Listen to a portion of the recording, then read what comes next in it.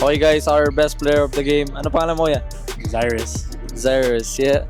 You have 23.7 rebounds and 2 assists. Ano mga masasabi mo sa ginawa mo sa larong ngayong araw?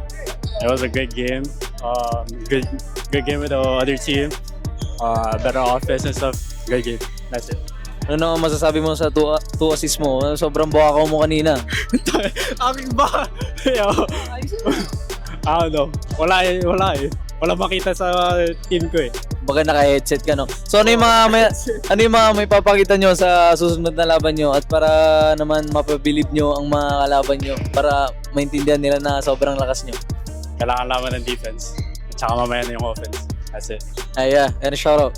No shout out.